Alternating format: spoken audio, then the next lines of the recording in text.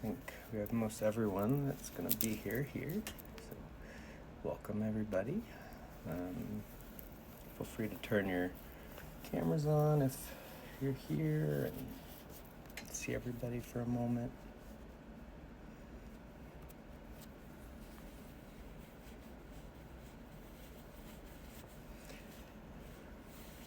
So,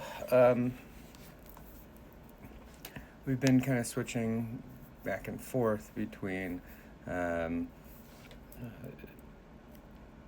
focusing on mindfulness, which again is, kind of bringing non-judgment to the present moment and kind of intentionally being present.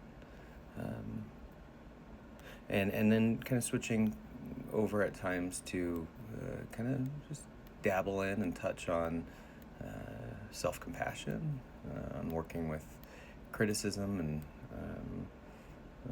how we treat ourselves. And so a way to kind of see self-compassion is how do we bring that same non-judgmental awareness that we have for the present moment to this person, to us. And as we've talked, that can also bring up the opposite as we do that. And so it's important to recognize when you're feeling backdraft. Backdraft is, inevitable with doing this stuff. And rather than white knuckle through it, can you honor it and go back to what we did kind of starting a few months ago, which is working on safety and really remember those different circles of like safe, challenge, overwhelm. And we don't want you in the overwhelm. That's not productive. That's not where you're going to learn. In fact, to challenge isn't also where you're going to learn. It's that border of safety and challenge. And so I say that to mean, as we go in to bringing maybe some of this working towards non-judgment towards ourselves, it's important to not lose sight of mindfulness.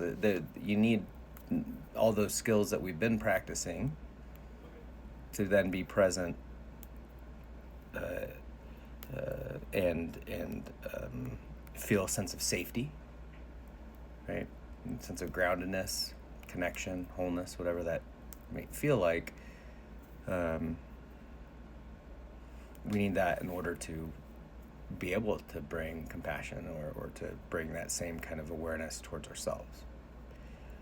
I think a lot of times we tend to just maybe brush it off or say, oh, I got this, I can just do this, and I'm just gonna, feel really activated and it's gonna go down. And while that can happen, why? Like, in other words, why white knuckle through it?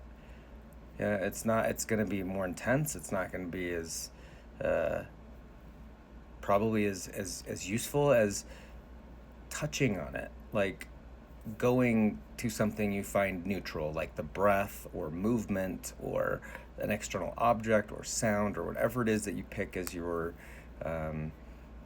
point of focus, your anchor, and let that be the practice to go to anchor and then like dabble in the compassion and go back.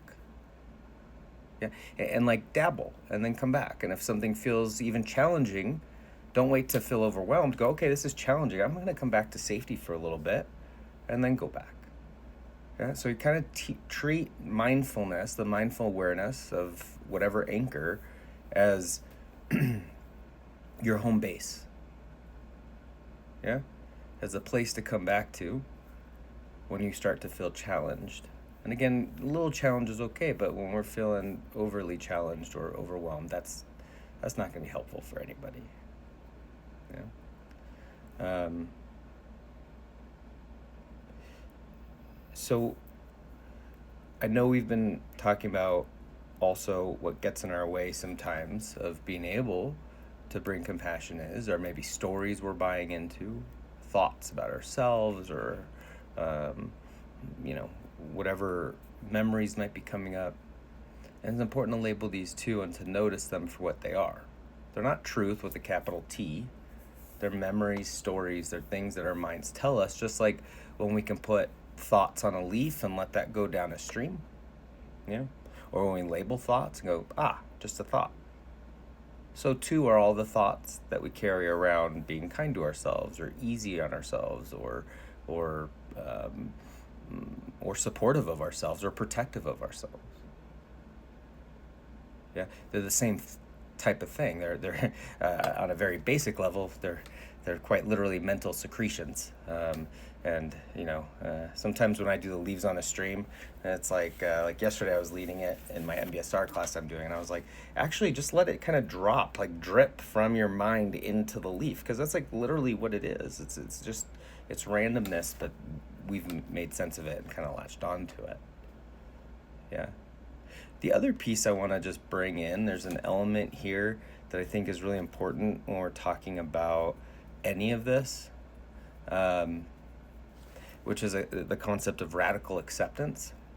I'm always reminded of this, and kind of at times I'm like feeling, I don't know, like there's waves of themes in my life. And I think for me right now, radical acceptance is part of it. Of where it's like, oh yeah, I gotta just, what would that be like to radically accept that thing? And when I say radical acceptance, it's different than, just, accept that thing. It's like, whatever, like when somebody says accept something, kind of sounds like they're telling you to get over it. That's not what we're talking about. Radical acceptance, and the reason we call it radical is really accepting reality as it is in this moment. Not for what it could be, should be, we want it to be, but as it is in this moment. We don't have to like it, none of that. We don't have to say it's okay. Yeah. But what happens when we're not radically accepting reality as it is, and we're trying to not think about something, what happens? Like we're already feeling pain about something, and you can think of that 2 arrows we've talked about in the past. It's like, that's what not radically accepting it is. It's like, we're already in pain, and then we don't accept the thing that's happening, and now we're suffering. It's that second arrow piece. So an example might be, I don't know, we be stuck in traffic. Yeah, you're like stuck in traffic, or late for a deadline. I mean, these are kind of common things. I guess traffic's not as common anymore because, one, we don't have a ton of it here. But when I was living in LA or even Phoenix, it was like, oh yeah, we could talk tons about traffic. Here, there's a little bit less. But either way, it's like when we're stuck in traffic or we have a deadline to meet. You ever feel that feeling of like, this isn't happening, it can't be happening, like you're like not letting yourself recognize that I'm late.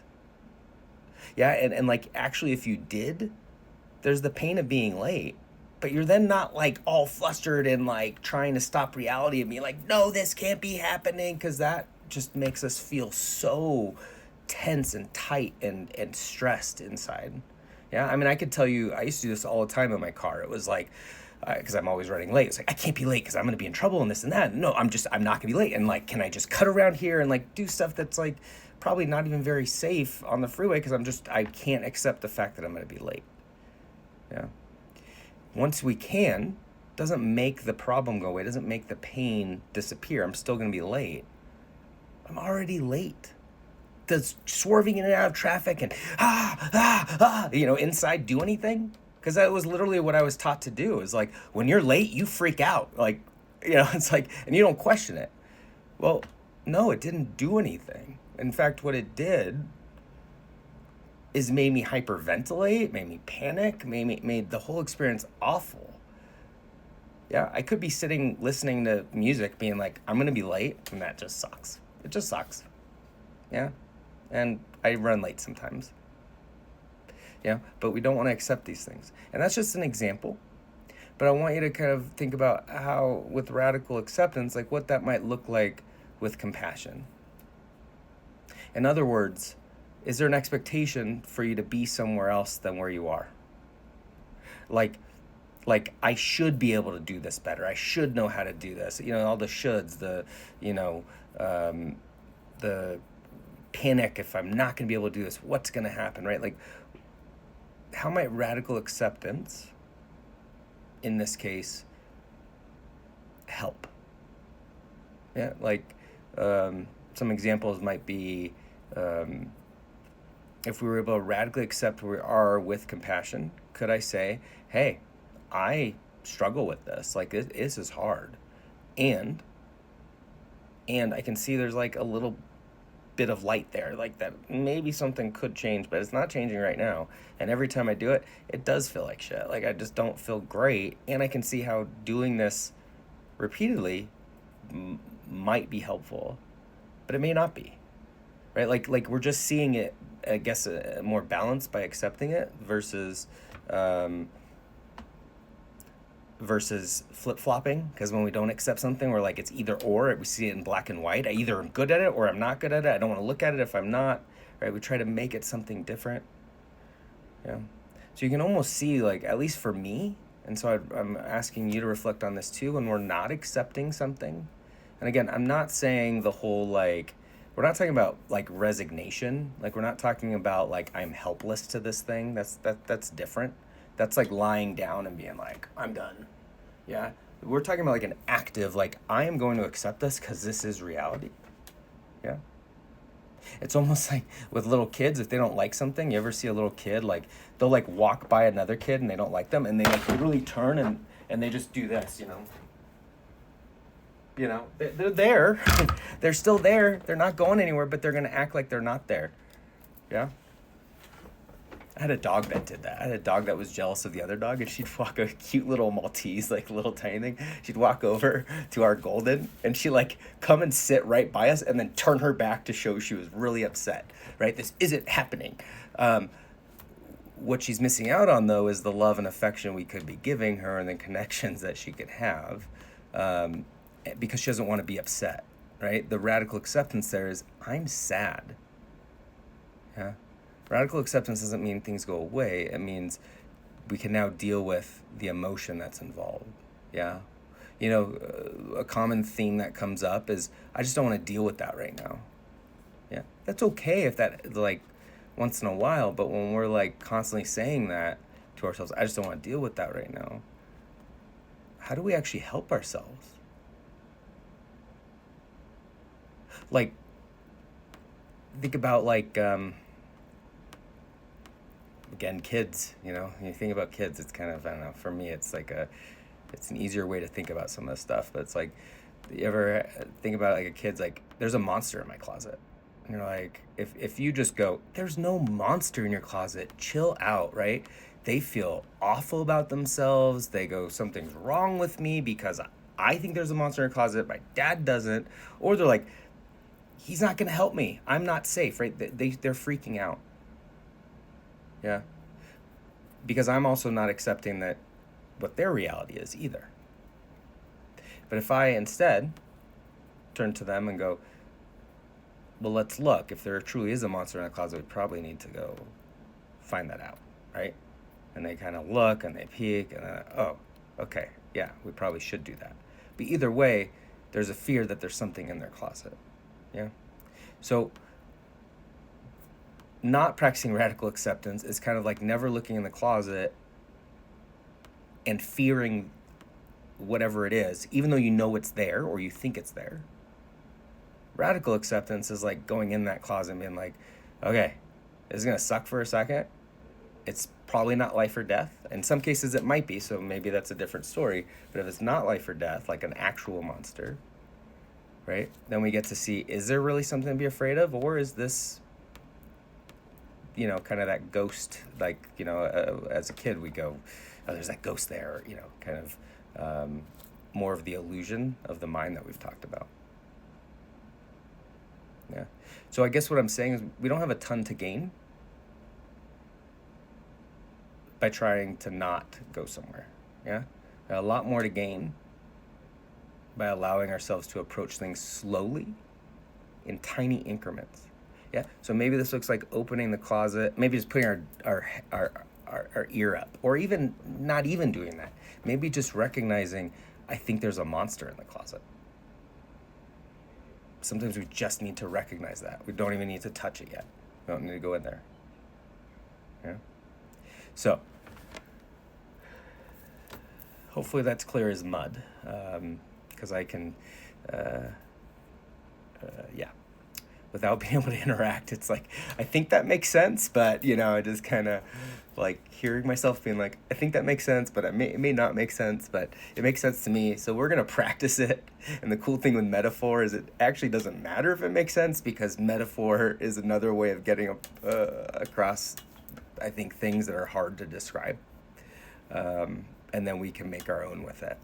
So today, 2 pieces, as I want us to focus on safety first, meaning check in with yourself. If you're like, hey, I'm feeling like I'm really challenged, I want you to come back to something that feels safe. So that might be movement. I know we've talked about that for some, that feels like a really safe space to be in. Good. Use that. Yeah. And not use it just for crisis. Use it as your home base. That is where you are the whole time. That could be the breath, that could be sound, whatever that is. And then the second piece is radical acceptance, and just curious, like, what would it look like if I recognize this as it is? I don't have to like it, want it, anything like that, and notice this is the state of this, without trying to fix it, change it, make it different. Yeah. The other thing I'm going to say, because this is part of safety, I think, is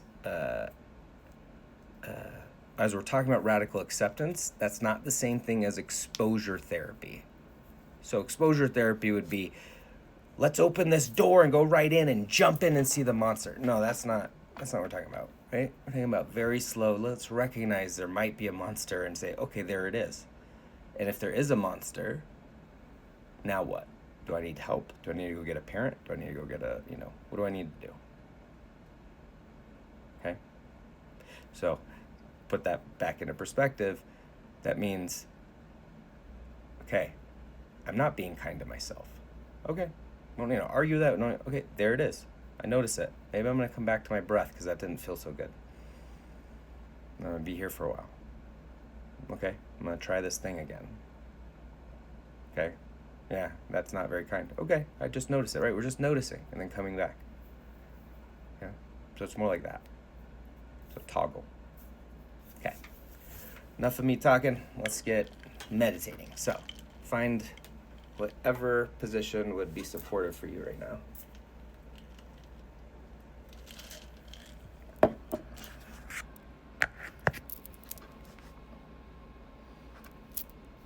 And let's just even notice, like, part of radical acceptance is like, what position am I in? And is it really the position I want to be in? If it's not, if you're like, hey, I really actually kind of want to be in this, then let's just accept, hey, this is where your body wants to be. Maybe part of us is like, well, I really want to, be seated because that's the way to do it. But we really know, hey, acceptance here might look like, no, I really need some time to lie down. So see if you can give that to yourself.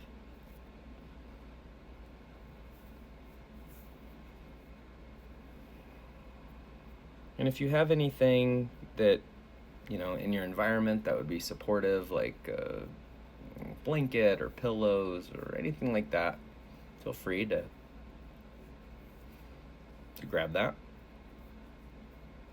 Just taking a moment to get comfortable, to settle in.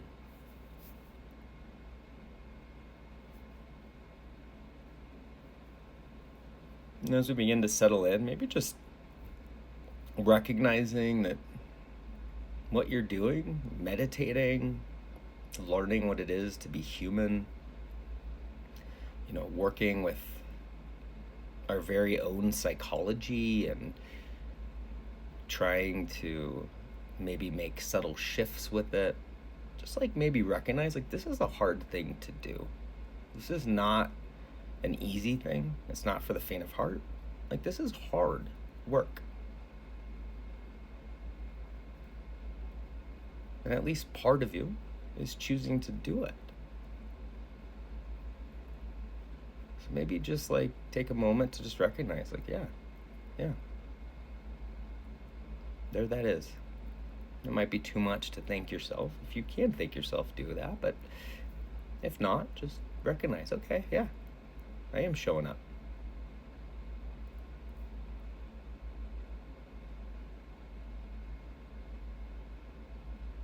And maybe taking a few intentionally deep breaths in and out is a way to really feel the present moment, to begin to gather attention to some extent. And of course, you're welcome to choose a different anchor. This might be sound, movement, some other sensation or something, or external object. Whatever you choose, as long as it provides a sense of safety or a quality that's related to safety, maybe presence, connectedness, groundedness.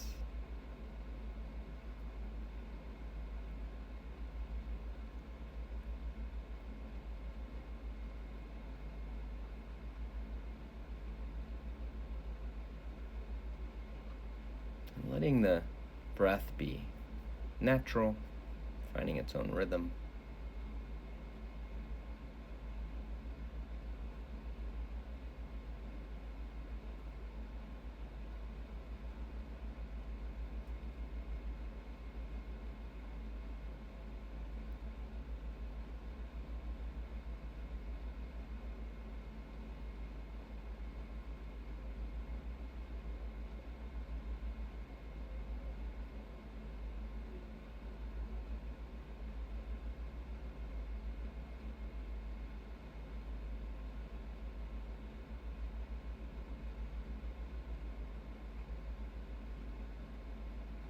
Remembering that whenever the mind wanders, this is what minds do.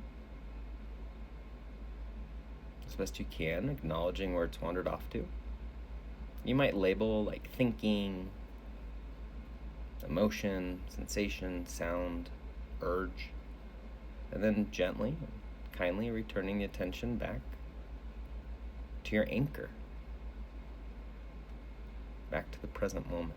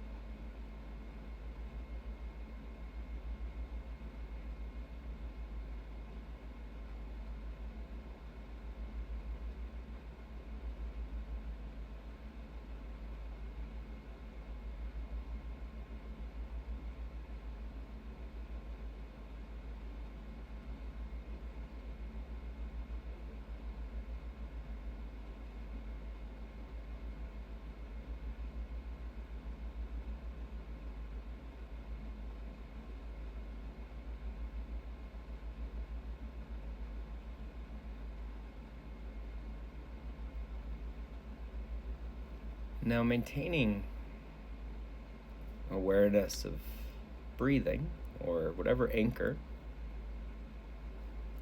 you've chosen. In other words, letting yourself continue to use this as home base.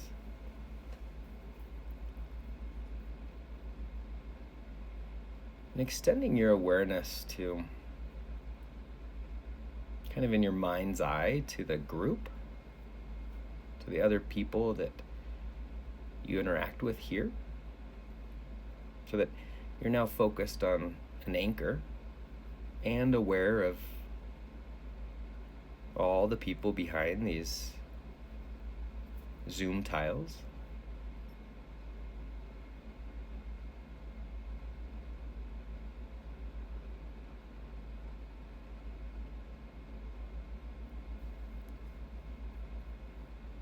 See if you could bring the same kind of non-judgmental, open awareness, curiosity to the people in this group.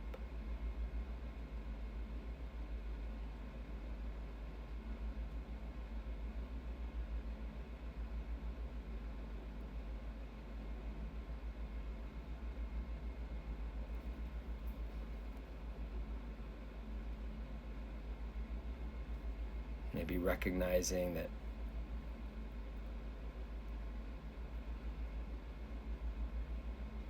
everyone has things that they do well, things they struggle with,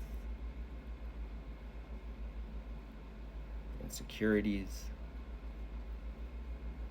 emotions that are tough, or thoughts that they might struggle with, situations in life that are going well, and situations in life that may be more difficult.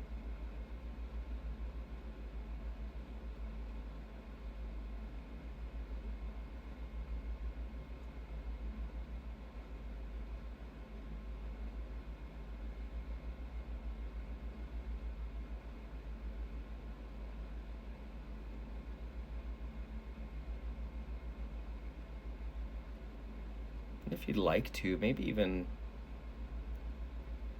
sending the group as a whole or certain people when they come to mind some words of kindness. And I'll give you some examples, and you can certainly use these or find your own. Maybe saying to those in the group, like, may you, or may you all, or whatever, however you want to refer to the group. May you all, or may you be happy.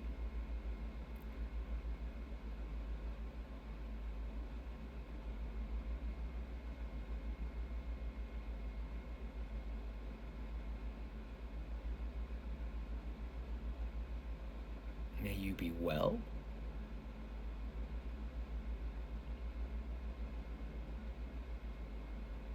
May you feel safe and protected.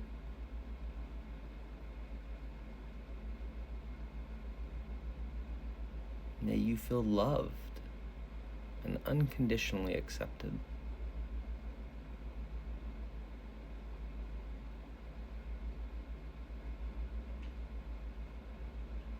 And feel free to continue offering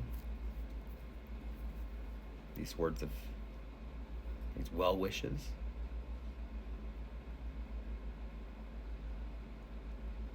to those in the group. You can also find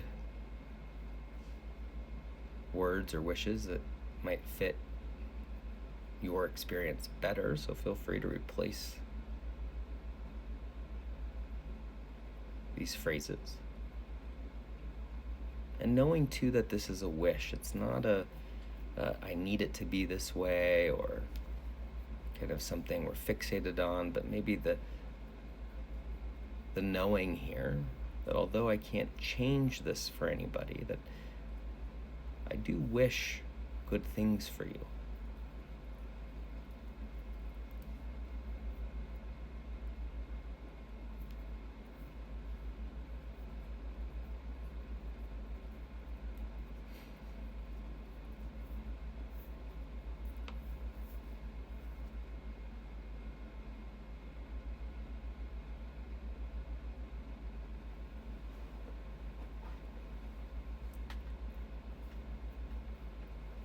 And again, you may be imagining the group as a whole, or certain people, maybe just kind of one at a time. But for now, see if you can extend the awareness so that really the entirety of the group is in your mind's eye. You don't have to have specifics of what everybody looks like and everything, but just kind of the idea, the sense of this group.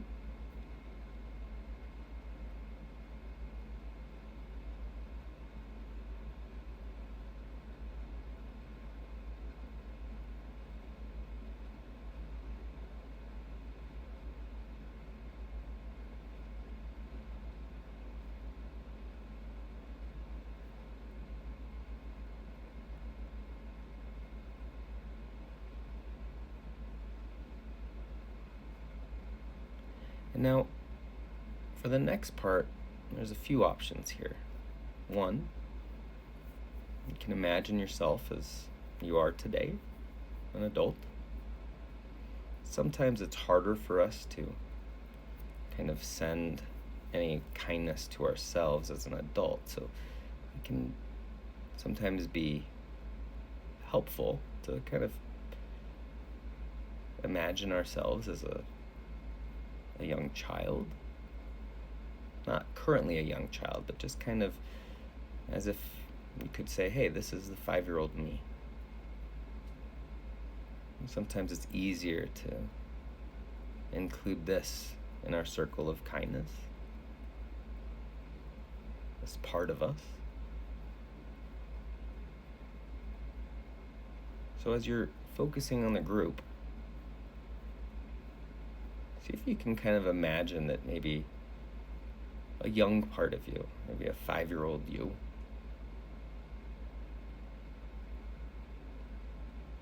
is included in this part of the group, in the well wishes. So that perhaps you can even begin to offer the group and this younger you some words of kindness. If that feels like too much, then let's go back to bringing a bit of non-judgmental awareness and just noticing the group, our young self. If this feels at all too much or doesn't fit for you or anything like that, feel free to let go of this. Go back to your anchor.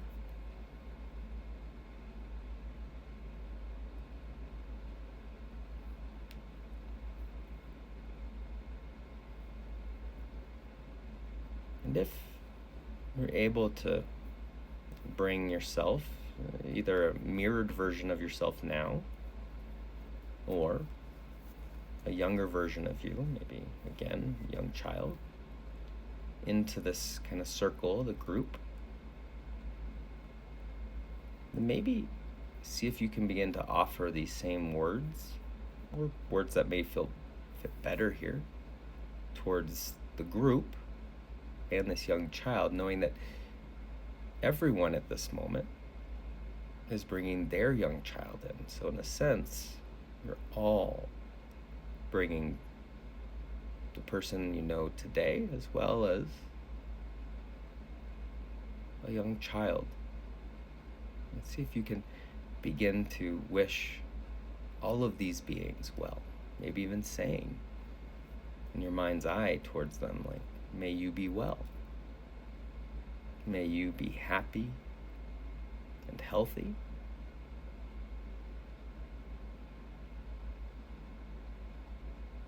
May you feel safe and protected.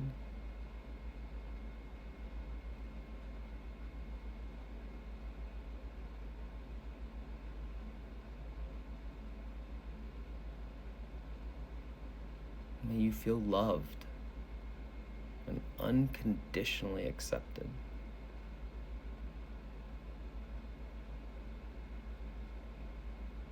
And repeating any of these phrases or other phrases that come to mind. If some don't really fit or feel off, let them go. Choose new ones. Or if one particular phrase seems to fit best, like, may you be well, or may you live with ease, or may you have the strength to get through this, or whatever it might be. And maybe just staying with that one wish.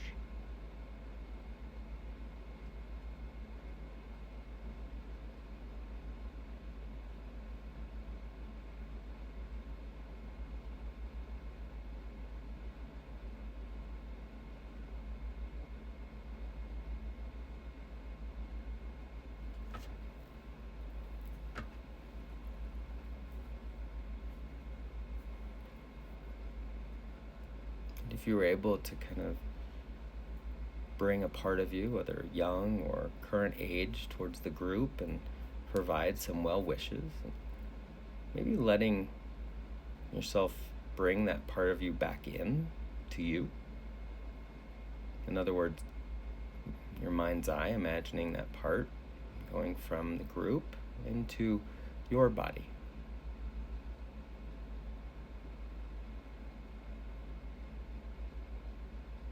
And as you do this, again, you have choice here. You can bring a mindful awareness to just noticing this part of you, being curious, interested, knowing that this part was just connected with the group, it's connected with you, it's human.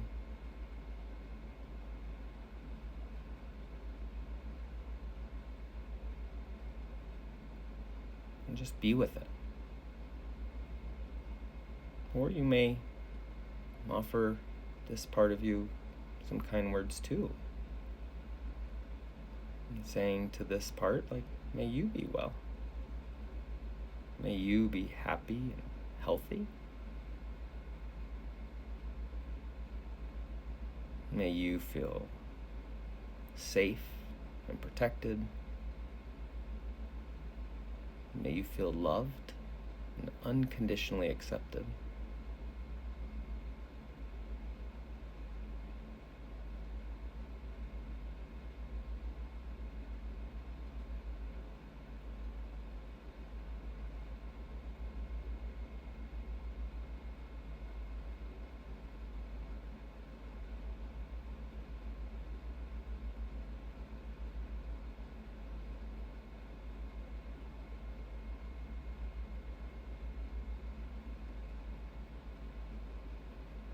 And if, as you imagine this kind of younger you,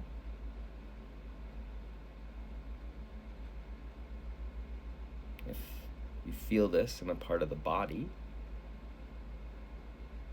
and you'd like to maybe place a hand over that region of the body as a way to just connect with it for a moment, maybe offering that to yourself, seeing what that's like. Again, only if you want to, only if that would fit your practice today.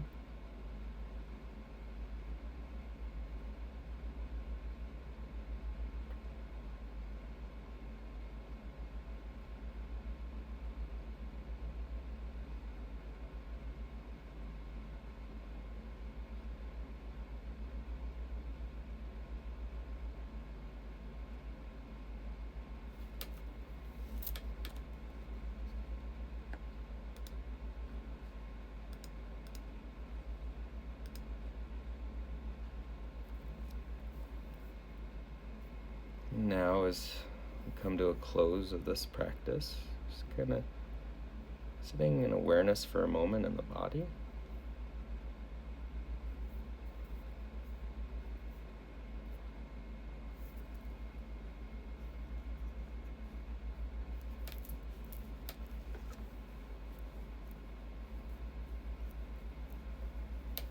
And then as you're ready, ending this practice any way that you'd like, whether you want to honor it, maybe move the body, whatever would suit you today.